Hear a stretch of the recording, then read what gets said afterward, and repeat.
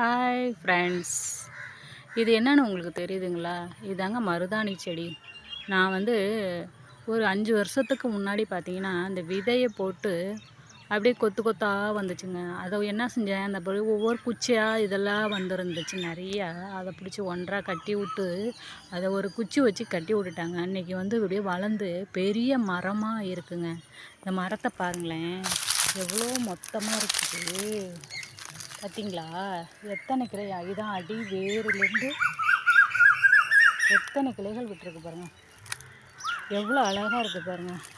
இந்த மருதாணி கையில் வச்சா அவ்வளோ அழகாக அப்படியே அவ்வளோ ரெட் கலரில் அப்படியே மாறிடுங்க.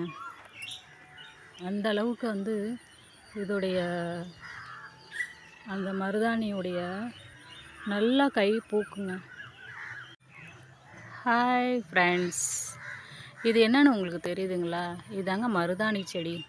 நான் ஒரு 5 வருஷத்துக்கு முன்னாடி பார்த்தீங்கன்னா, அந்த விதைய போட்டு அப்படியே கொத்து கொத்தா வந்துச்சுங்க. அத என்ன செஞ்சேன், அந்த ஒவ்வொரு குச்சியா இதெல்லாம் வந்துருந்துச்சு நெறையா. அத பிடிச்சி ஒன்றா கட்டி விட்டு, அத ஒரு குச்சி வச்சு கட்டி விட்டுட்டாங்க. அன்னைக்கு அப்படியே வளர்ந்து பெரிய மரமா இருக்குங்க.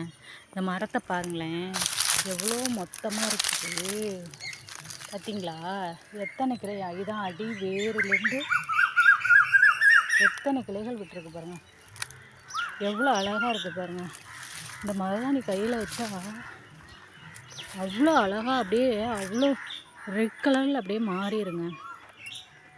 அந்த அளவுக்கு இதோடைய அந்த மருதாணியுடைய நல்லா கை பூக்குங்க.